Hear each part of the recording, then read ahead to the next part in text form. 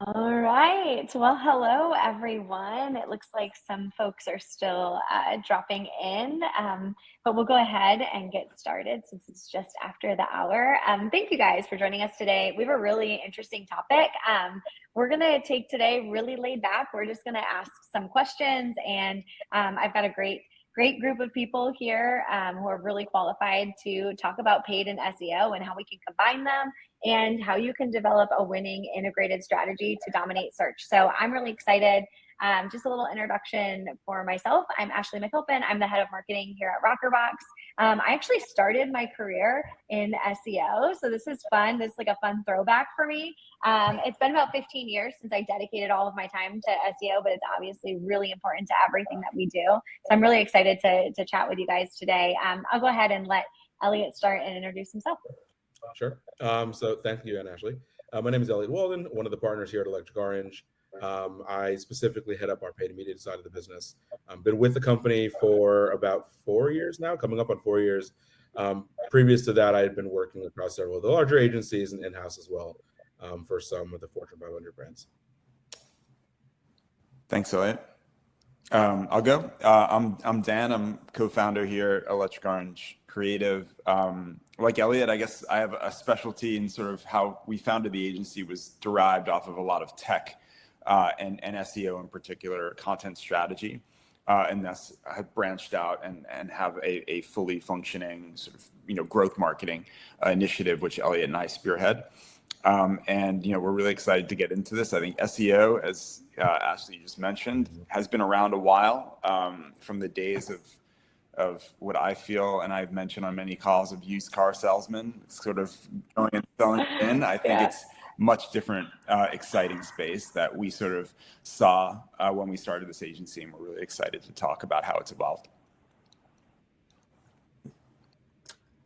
Hi, everyone. My name is Achin Kansal. I'm a vice president of DTC and digital marketing for baby Brezza. Been in the role for 18 months now. I think the fastest and most exciting 18 months of my career. So really very, very exciting. We're working very closely with Electric Orange. If you're not familiar with baby Brezza, we are on a mission. Our mission is to really simplify the lives of parents, make it easier, healthier, with products, on baby feeding or sleeping or diapering needs. We have a fairly robust e-commerce first strategy on our DTC, plus other retail partners like Amazon and Walmart and Babylist. And we're growing very fast internationally as well, with around 30 plus countries. I think maybe it's also That's worth awesome.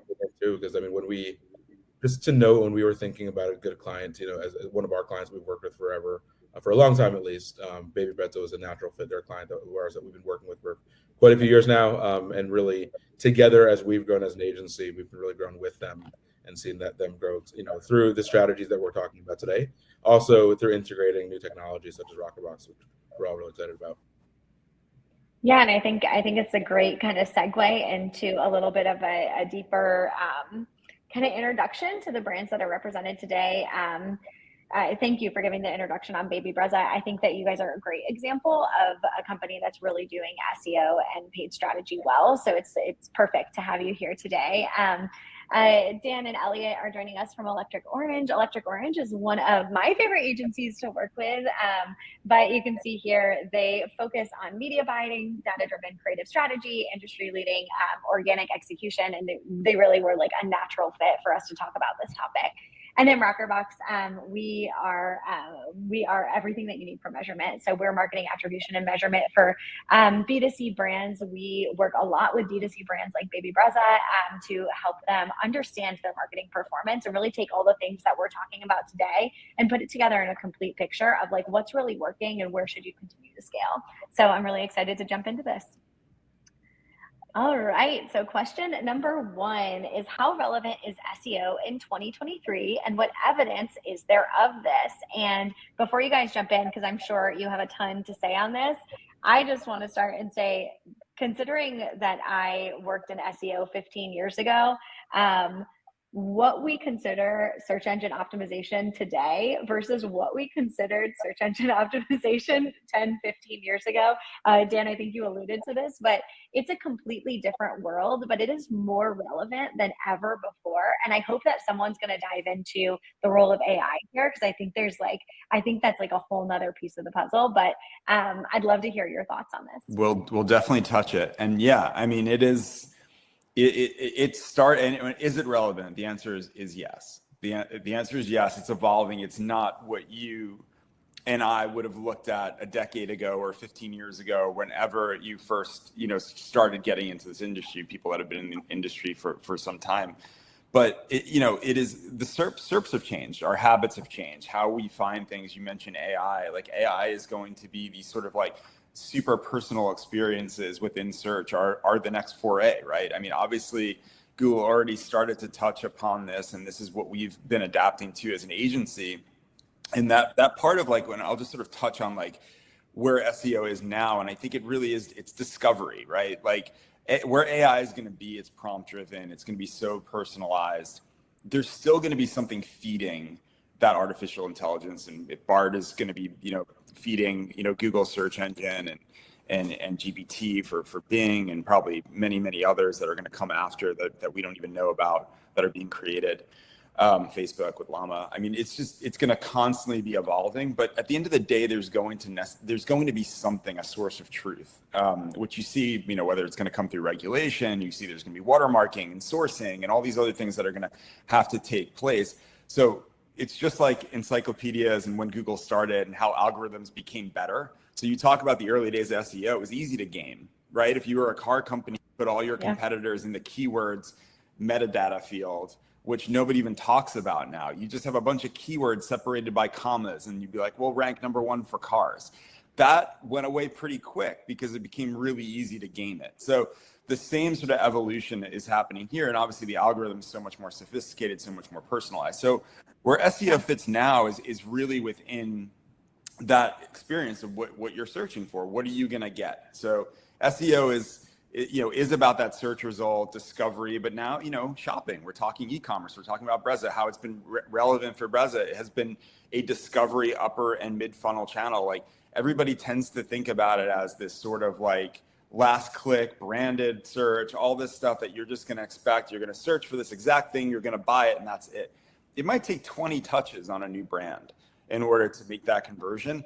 And SEO along the way, once you're getting somebody interested in a product or whatever you're selling or trying to have from a lead gen perspective, once they're obtained in the ecosystem, that's where it kicks over to an integrated paid strategy. So, you're either segmenting or you're making sure you're, as you mentioned, dominating SERPs with paid and SEO.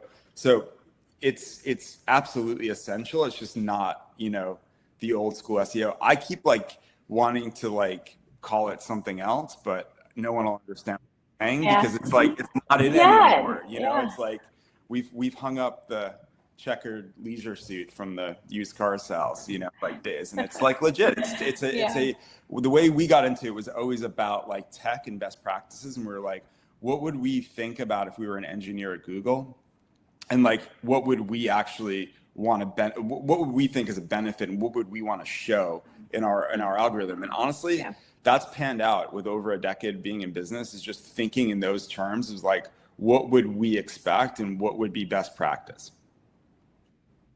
Yeah, absolutely. And I think content still is king, right? And it's just that's changing in the way that we think about it. And I liked what you said, that you wish there was a different name for search engine optimization today, because really it used to be more of a game, to your point.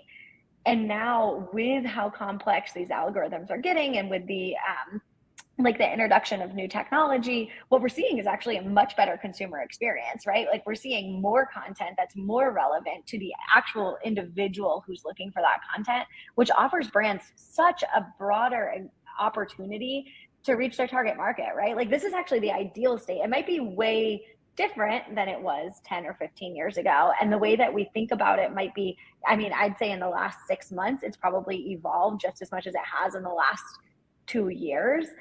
But I think it's creating a better end consumer experience, which brands should be excited about, because at the end of the day, if you really are producing the best content and you have the best integrated strategy like you guys are talking about, this is giving brands a much more targeted opportunity to reach their consumers and ultimately get to that finish line much faster. Where we used to talk about 20 touch points to make a sale, like if those touch points are more strategic and integrated, it actually takes far fewer. So if we're able to target across different platforms as well, like we're talking about search specifically today, but when you add in all the other platforms into this, like this becomes such a better brand experience in my perspective. Totally agree. And I think, it comes down to that, the content, I think, and we'll get into this, I think probably in more detail later, but like the idea of like, what is content? I think everybody got so burned out on the gaming of content,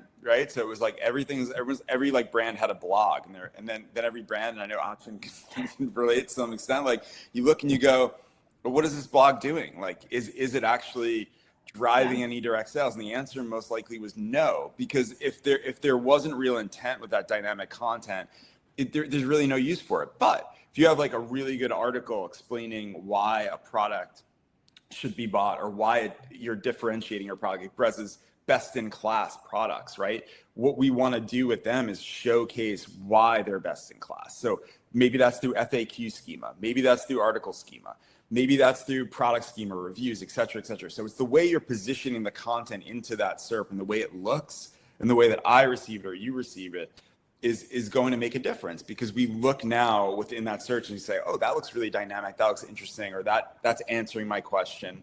And then, fast forward to AI, it's gonna be the same thing. So it comes down to those best practices and then how we're positioning that back into search, but then how they're landing on site. And that's a whole nother ballgame. It is, for sure. Achin, I'd love to know from your perspective, like from the brand perspective, obviously this is something that's important and relevant to you, but I'd love to like hear from your perspective, like why does Baby Brezza prioritize SEO in 2023?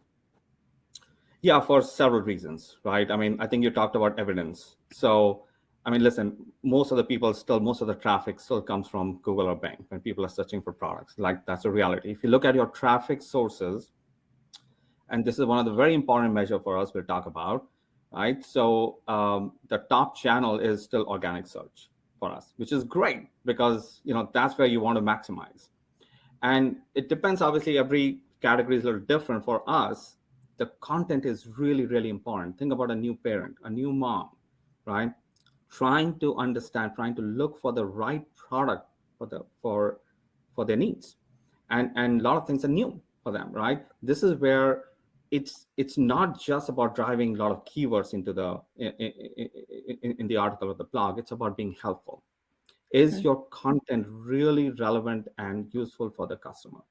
That's what we target. I mean, of course, we have all the best practices. This is, make sure all the right targeting keywords are there. But is the article really, really relevant for us? And across each of the categories we have, whether it's feeding or sleeping or diapering needs, right? That's how we are building and thinking about the content. Yeah, that's great. And I think that speaks to really all brands, because every brand is solving a problem, right? You guys are solving these problems for new parents as they're making parenting decisions.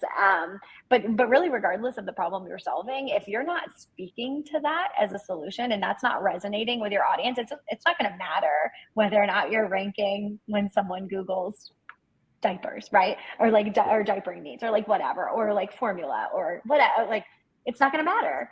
Because if you're not speaking directly to them and the problem that you solve and it's not resonating with them, then you've missed the whole point. So I think that that's a really good area to touch on, because I think that is still kind of the foundation of what we're talking about today, which is like your relevance and relevancy in even identifying which of these keywords we're going after. So on that note, I think we'll switch on to the next question. And something I should have said as we got started, but everybody in the audience, if you guys have questions on any of the topics that we're talking about, or like want us to dive deeper into any of these explanations, feel free to drop them into the chat and we'll answer those as they come up. So question number 2, what is wrong with only running a paid search program? Why is a hybrid organic / paid approach better? I think I can jump into this one a bit. I mean, the simple way that we approach it is it's not that it's less efficient. Running paid search program is, I mean, I've spent my whole career in the paid side of the business, and it's very easy to run paid search and to bid aggressively to try to maximize your market share, to try to maximize your impression volume. But we really do like to look at organic as that more natural way that people like to find brands. And more often than not, you'll see, and Achin can attest to this when we kind of in his side, when he's looking at this from the brand side. But when we work with our clients, I mean, inevitably conversion rates tend to be stronger with organic. And so we like to look at paid as a complement to what's happening on the organic side, rather than something that you have to just pay to kind of brute force almost your visibility. And one of the ways that we always approach that is kind of by looking at where is search really kind of stepping up to the forefront, where is organic really taking the most volume and driving a lot of, whether it be brand volume or even on the non-brand side, and where is it doing well, where is it efficient, or where are there opportunities or gaps where maybe we should be showing up, we want to be showing up for our clients, but we're not, and paid can really complement that and step up.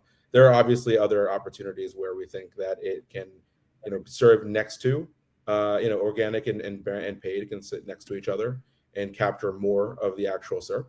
But at the end of the day, we really look at these two strategies as ways to complement each other and really capture more market share overall without having to really increase investment. And I think that last part about looking at how much you have to invest.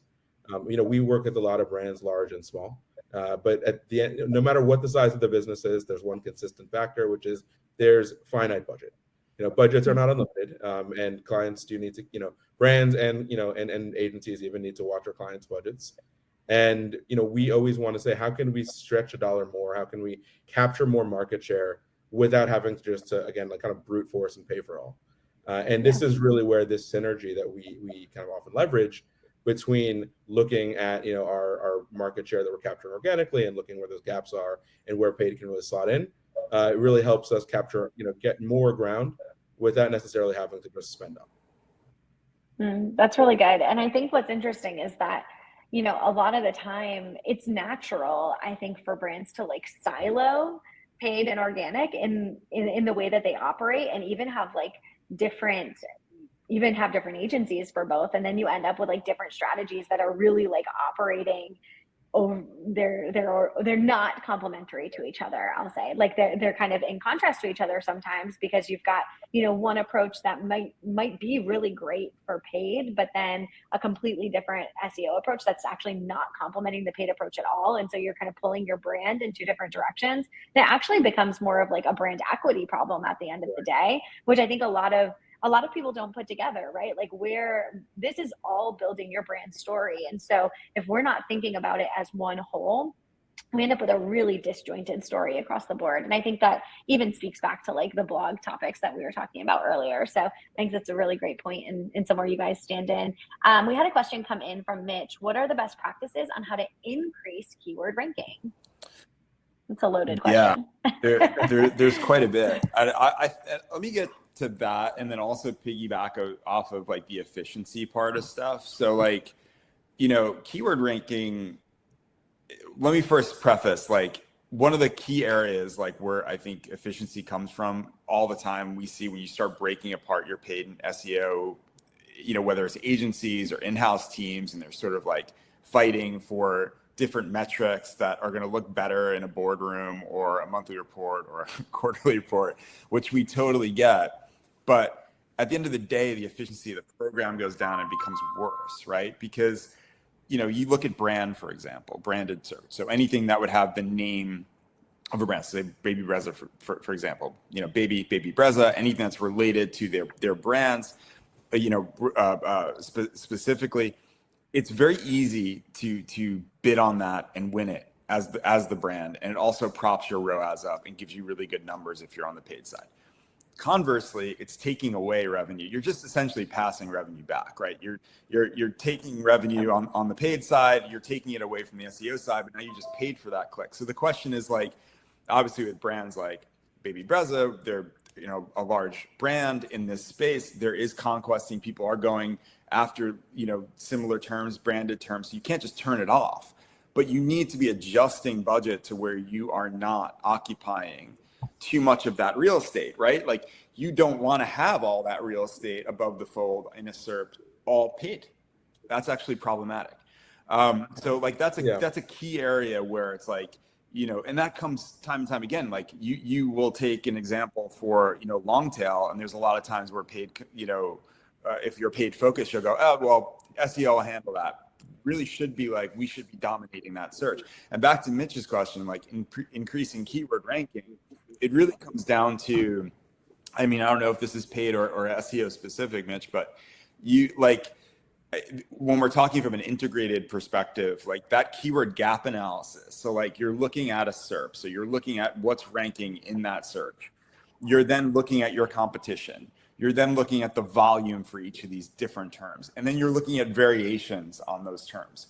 So it stems from the research. There's not like a magic, wand sort of thing that does this. There's really great, efficiencies tools, GPT, like, there's software we're building that makes this more efficient, that we can track over time. That's really exciting. But at the end of the day, you still have to make those judgment calls as far as like what you want to go after and what you want the focus to be, because like within getting those increased keyword rankings, you have to figure out, well, what can I actually rank on?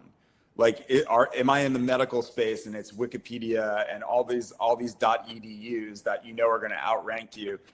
You're not going to have a chance. You're going to have to go more long tail. So it's making those judgment calls based off of what the experience is and doing the research. The research is the key, and that's what everything stems from. The strategy is all based off of that. Yeah, I'll just add one quick. So every month we have a keyword ranking report, right? So we are looking at our top keywords and we're looking at where there are opportunities to improve our keywords, and that sort of is a great feedback loop for us to understand how can we improve our on-page content. So constantly, this is not a one-time event. This is a constant we do inside and with our agency. Is we are updating our blogs or we are writing new content, new blogs, right? So the idea is, how do we do on page, and then also that promotes our backlinking efforts from other sources, right? So we are influencers that are writing content on our behalf, and they're linking back to our website to improve in the area. But you have to be targeted. You understand where your keywords are lacking, and how do we improve those targeted keywords. Yeah, I think those are great insights. And I think the only thing I would add is that, it's not like we've said this a few times already today, but it's not a game anymore. And so I think it's more important than ever that brands understand their consumers. And so like best practices to increase your keyword ranking is really more about understanding your consumer and how they're looking for things, and then how applicable that is to like the keywords you're trying to rank for than anything else, right? Because if you, I don't know, so let's stick with the car. So like you sell a car, you don't want to necessarily just rank for car. Like that's not, like if I sell a Honda Pilot, I don't want to rank for car. Like that is not going to be applicable. My consumer is not, like when they Google car, they are not looking for a Honda Pilot. And so I'm just wasting my time and effort trying to rank for car. So like to Dan's point, you could do all of that research and you could do a keyword analysis and you could see how many times you could look at density, like you could look at velocity, like you can look at all of those things and you can try to optimize your website for the word car.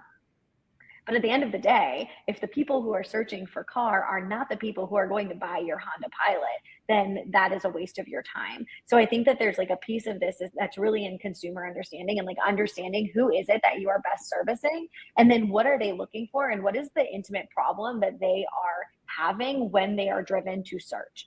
And if you can answer that question, then that's going to give you so much more insight. And then you can take that insight and do everything that Dan just said and looking at how are your competitors addressing this problem? How are you addressing this problem? How are you speaking to the problem? And like, where are they asking the problem, right? I think all of these pieces kind of come together to create the way for you to rank for your keyword. So I think I think it's a little bit more robust than like, well, keyword density needs to be 90%, like what it used to be, right? Like, okay, we need to have X amount.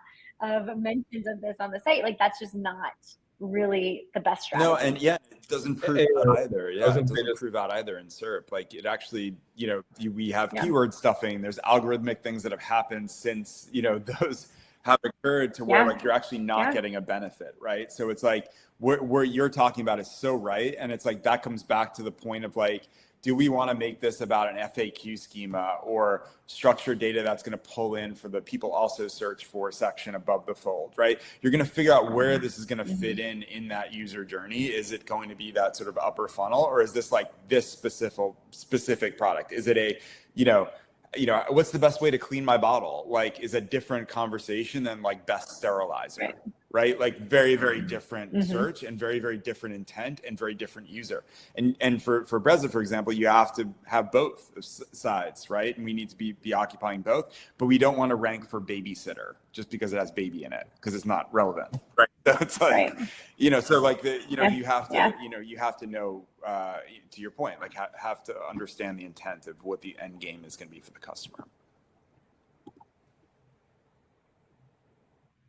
Eliot, I wasn't sure if you had anything else to add there. No, I was just going to piggyback off of what Dan was already mentioning. I mean, it's and what you were saying yourself as well. It's really understanding, the technicalities that go into, like, it's not just the old school of SEO, but also where are you, where can you reasonably compete also? And this is really that area where, like, there's these points where, you're talking about, do you want to show up for a car? Like, most likely not in the case of wanting to sell a Honda Pilot. But there's but also, could you even do that? Are you competing from an organic perspective? And so, like, really understanding where you can reasonably compete and where you can't. And then again, this is like with this more integrated strategy that we really lean on, understand where you can actually sometimes buy your way to the top. And obviously doing the analysis to understand if there's actually a potential for return there. Because even if you can organically optimize your way to rank for some of these more competitive terms, it's not happening tomorrow. SEO, the one thing about SEO is it's certainly not immediate.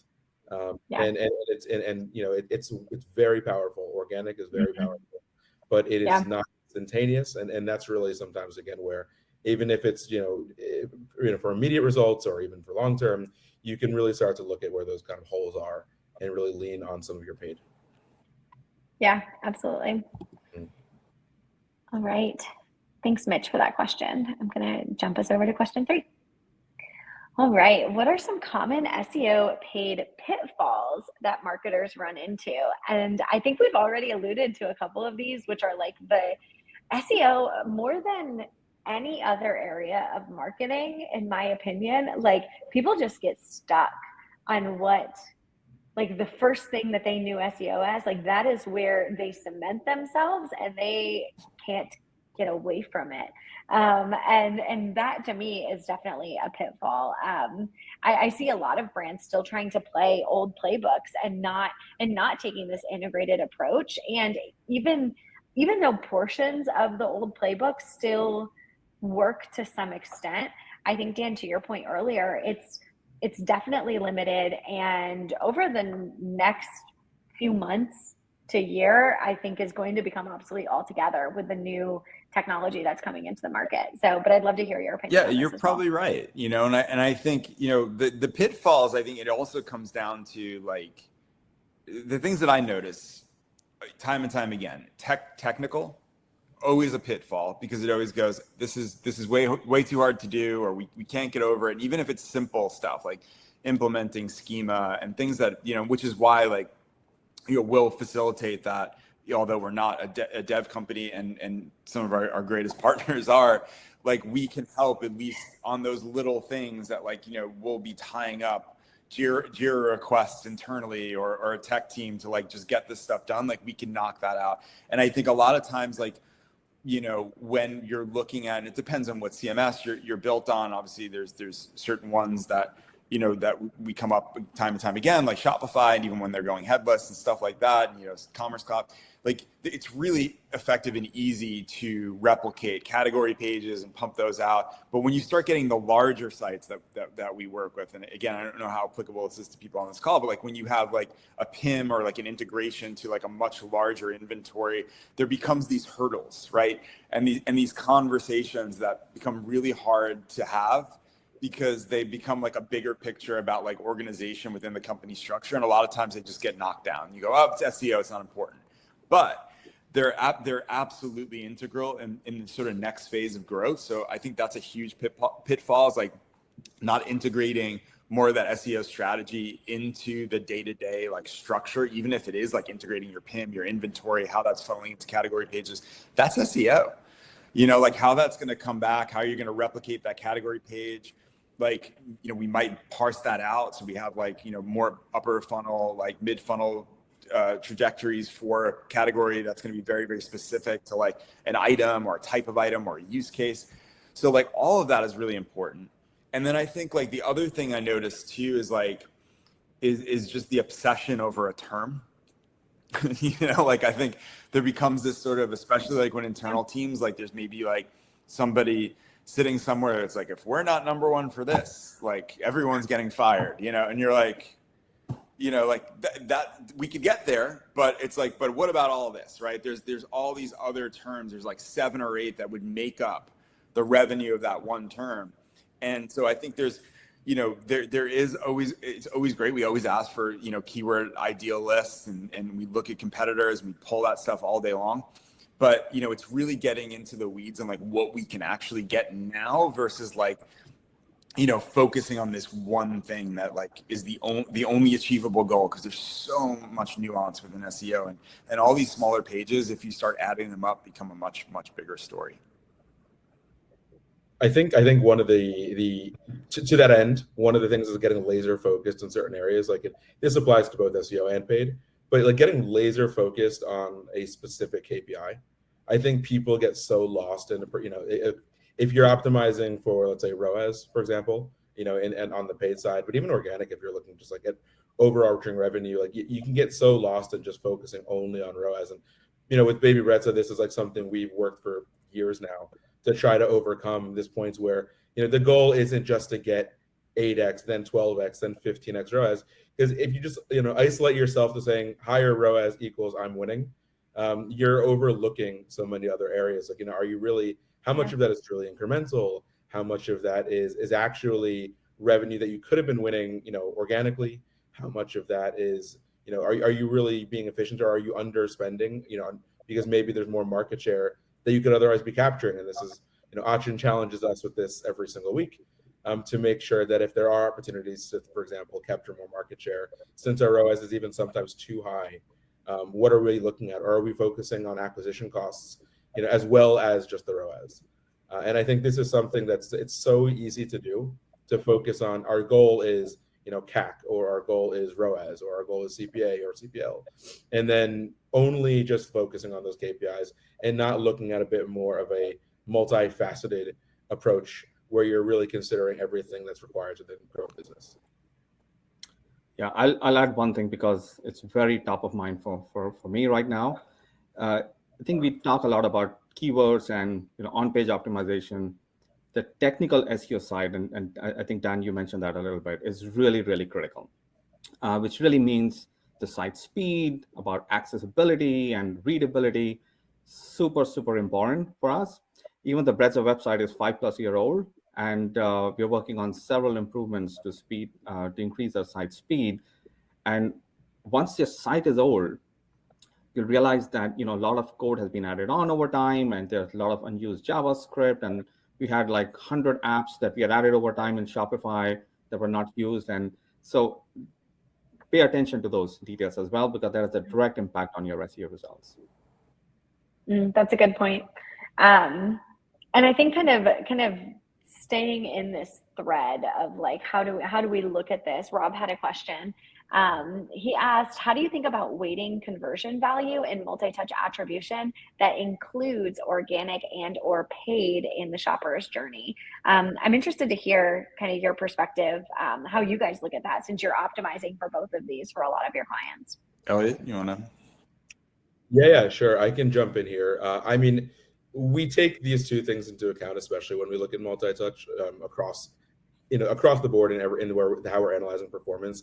Ultimately, you know, we lean on tools such as Rockerbox, for example, for many of our clients to inform us, you know, looking at things through multi-touch, what is truly driving incrementality. But the way that we ultimately try to like consider these two things in totality is understanding like, not just, if you think about like, like you asked for, Rob, the shopper's journey, not just is organic, truly driving more incremental than paid, or any channel for that matter. It's what's the right step and flow. So, trying to marry up our various touch points in the right sequence, in the right order. So for example, like, are we really leaning too heavily on prospecting within paid, or are we going too heavily within branded, when we could maybe be spending a bit more time focusing on retargeting efforts, whether that be, I know we're talking about today paid, mostly search, but, through paid social channels, or even if we're talking about within the Google ecosystem, things like, retargeting through display. We look at, is there opportunities, is, for example, paid better served as a second or third touch point versus maybe that initial. So I think when we think about these two things, we're not just looking at the actual weighted value, but we're also looking at the order in which these touch points are actually occurring. Yeah, I think that's good. And I think, one thing that I think you said, but I'll just reiterate in a different way, is that like when you're taking this kind of linear approach to an MTA model, like understanding the channels and where most consumers are interacting with them helps you to build that, right? Like I don't think there's a one size fits all here where we could say like, oh, 100% of brands should weight paid this way and should weight organic this way, because it's going to depend. It's going to, like, if you're looking at your full journey, so say you're using something like Rockerbox and you actually can see all of these touch points and see like how they led to a conversion. If you then can look at 100 different customer journeys and say, oh, 90% of the time organic is first. Exactly. Well, then you're going to know, like that's going to then inform how you want to weight those touch points, as you're determining the value of the channel. And so it's not really a one size fits all, which is why we offer different ways to like weight.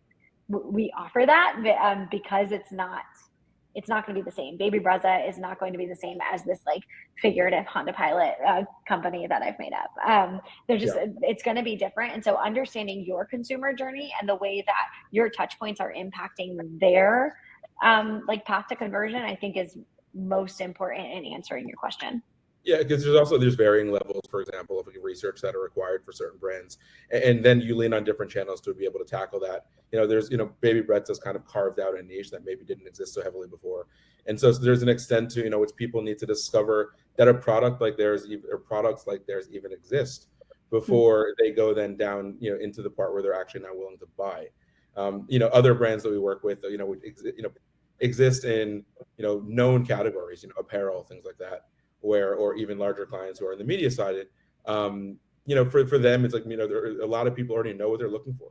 And so there's less discovery needed. And again, as you think about that, it's not just the weighing of the value, as you said yourself, it's really just also understanding how each channel plays into that user journey. And it's not like if one channel has a lower ROAS by way of multi-touch than it did through last touch, we say shut it off.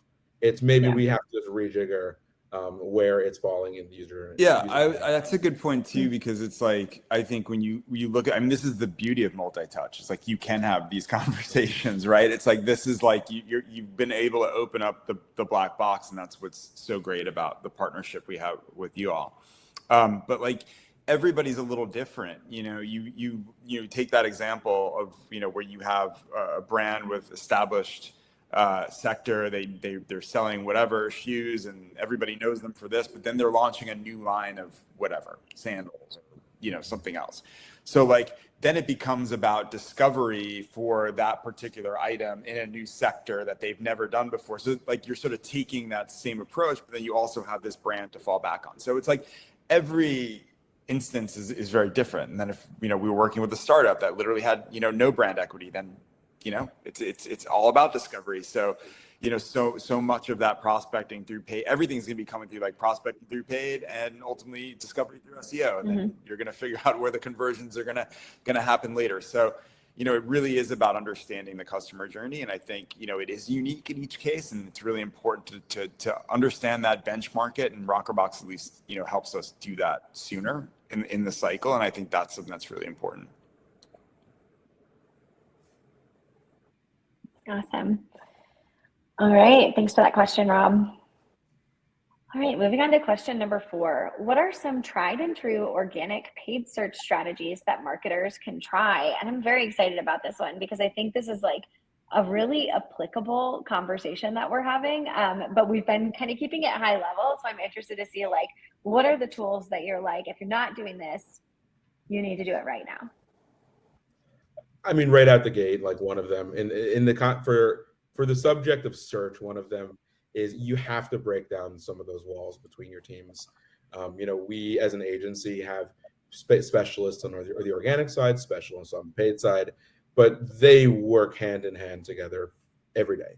And a big reason for that is the keywords that the research, when we're doing the keyword analysis on the SEO side, to really understand where we need to be how we need to be implementing those into the pages and on site, like that is directly applicable to what we're doing on paid. And conversely, you can imagine in the paid search world, their teams are constantly researching what people are searching for, where we can reasonably compete. But this, again, the synergies between this keyword research is fundamental. It makes no sense that we often see, though, for these teams to be dividing this up and living in these siloed worlds, which is, it keeps on covering up these silos. But then beyond that, there's also, we talked a bit about this before, the keyword gap analysis. Keyword gap analysis is a fundamental part of both sides, whether you're doing SEO, whether you're doing paid search. And again, this is where, but the keyword gaps are going to be different on paid versus organic. This is where you can really start to kind of marry those two together and start understanding where should we be bidding up and where should organic be prioritizing. Paid can dominate this space. For a particular keyword, we're getting really awesome CPCs, amazing click-through rates, we're converting all day long. Hey, organic, maybe you should prioritize that a bit more so we can back off and not invest so much here. And then conversely, it goes the other way around. So, there's so much opportunity just within keyword gap analysis. And also really understanding, like we talked about earlier, just looking at market share. So you look at search impression share, a primary metric that you use in paid media, another metric you use when you're looking at things like Search Console for organic. And really understanding how can we kind of use these gap analysis that we're talking about earlier and identify how we can maximize market share across one cohesive search strategy rather than, again, these two little different bubbles.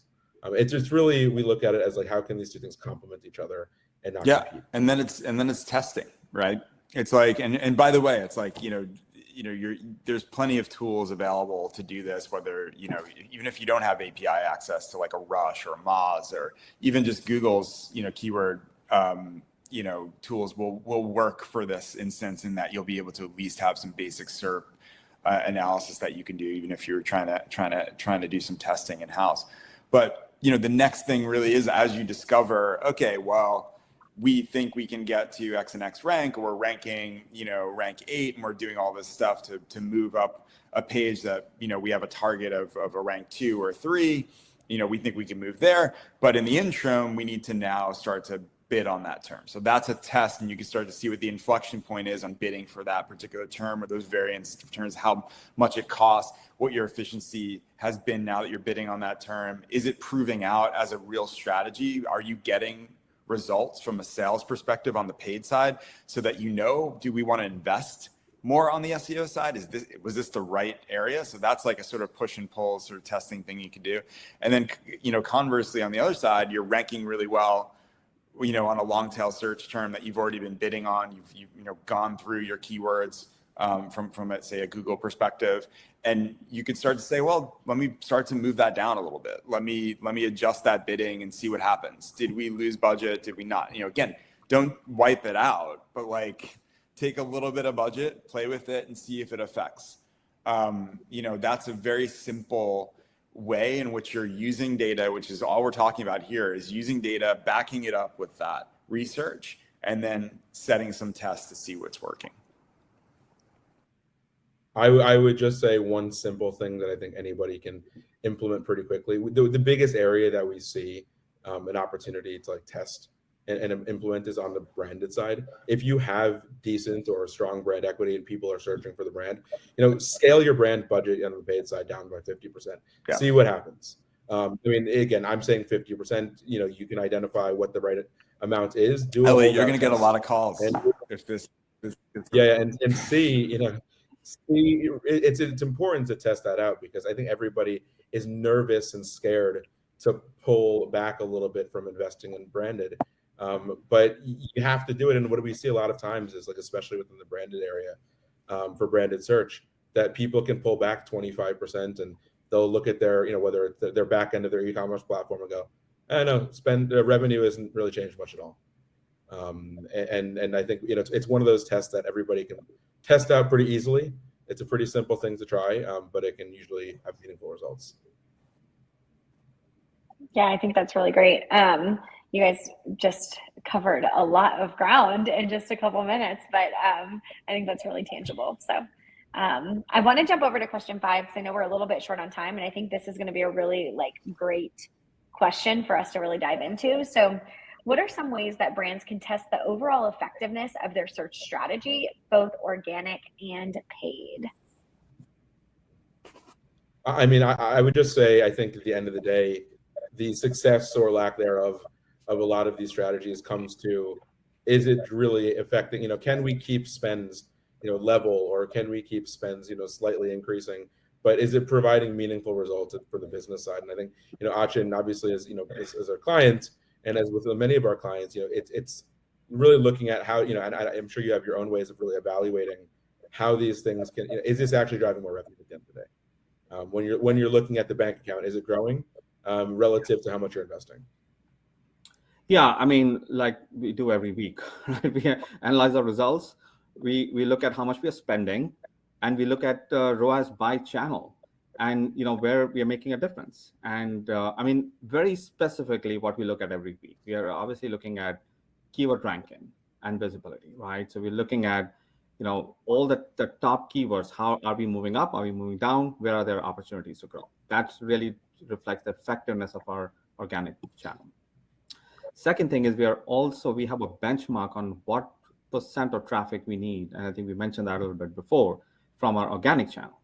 Right? We want that to continue to grow, right? Because that any marketer can attest, right? Our budgets are always under pressure, right? So if the budgets go away or gets reduced, guess what happens with the paid channel, right? But organic is something that can sustain us for a long time, which is really, really critical for us. So that's a very critical measure for us. I mean, I can tell you, we benchmark about 50% of our traffic coming from organic and direct channels, which is very, very important for us. I think those are important. And obviously, we are looking at our ROAS is our ultimate measure. We look at cost of conversion, we look at click-through rate, all the leading metrics.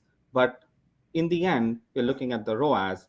And like Eliot mentioned, it's we have the testing, we do a very, very extensive testing with Electric Orange. I mean, every week there is, we always have a different sandbox where we are putting a lot of money behind on just testing different strategies. So we tested with reducing our brand budgets, pushing more into non-branded terms or into PMAX campaigns. Finding success, we ramp it up, right? That's how we are measuring the success and taking one step at a time.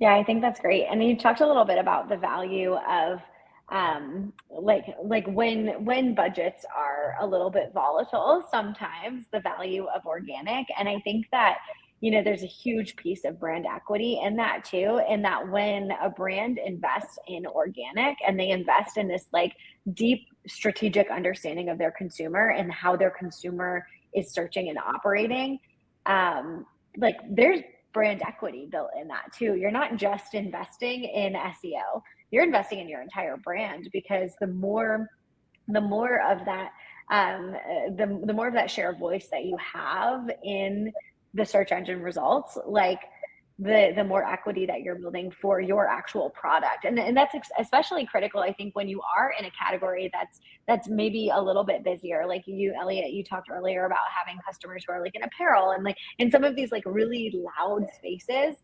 That brand equity is invaluable.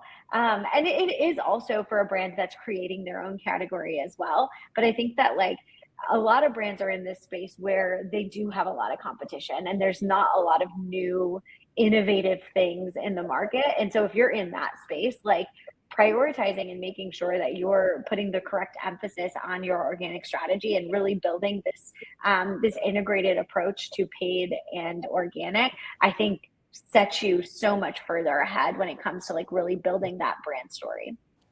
I agree. I mean, I think the one thing you touched on an earlier slide too, Eliot, that comes down to relates exactly what Achin's talking about, and sort of how you prove this out is through the incrementality of it, right? Because it's like, you know, with each of these like moments, like, you know, I think we're big believers in, you know, the testing we're talking about before. We're doing this all the time. Achin mentioned some paid specific testing.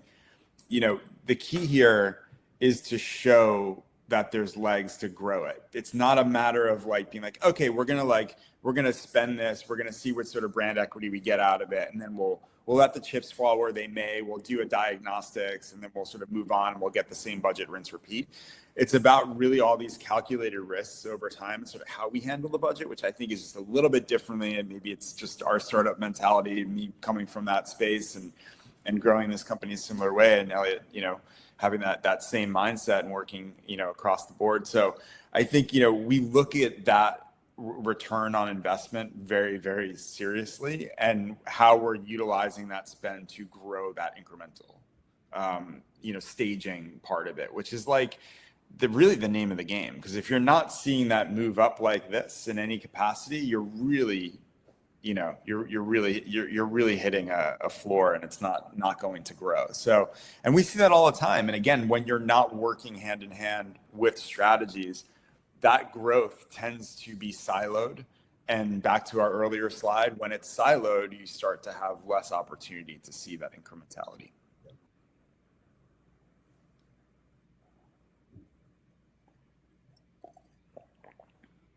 Yeah, I think that's really great.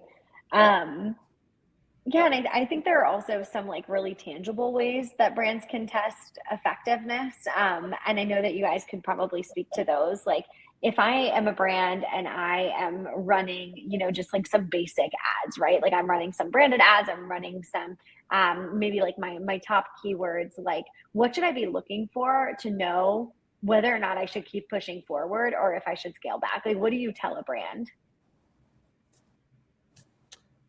I mean, yeah. No, you go for it. Take this one. Yeah, I mean, ultimately, you know, when I mean, I guess it really depends on how we're looking at this, but, you know, usually paid, we have the more real-time data. So when we're looking at this, we're obviously looking at where we're crossing that point of diminishing return in terms of how much we can scale against a particular, let's say, keyword or category.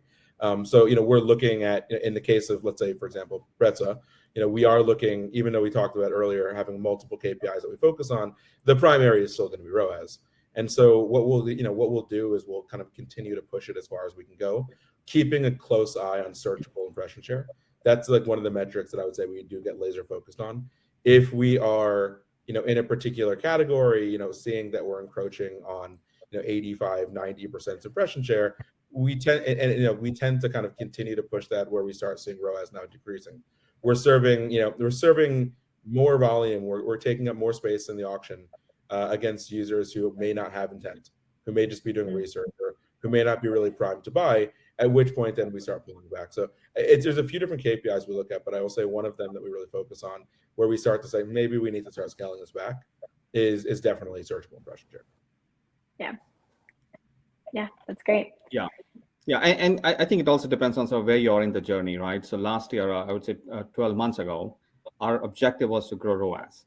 Right, that was our primary objective because we were suffering from that. And with Electric Orange help for 6 months, 9 months, we really ramped up our ROAS story quite a bit. So now we're at a point where we're very comfortable with our ROAS. Now, how do we maximize our revenue? So last 9 months has been all about maximizing, right? So we know where we want to be from a ROAS perspective. Now, how do we start scaling up, which is really critical. Absolutely. Yeah. Awesome. Well, I think that wraps up all of the questions that we had set to kind of chat through today.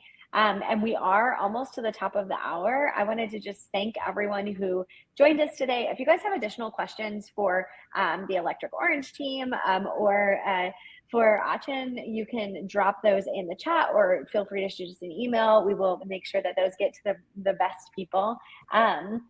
But I wanted to thank you guys for joining us today. I mean, I think this is one of the best conversations that we've had in this format, and some really tangible kind of takeaways that brands can walk away with. And I think it was overall a really great conversation. Thank you so much. Really appreciate Thanks, it. everybody. Awesome. Thank you for inviting. Bye. Thank you, everyone. everybody.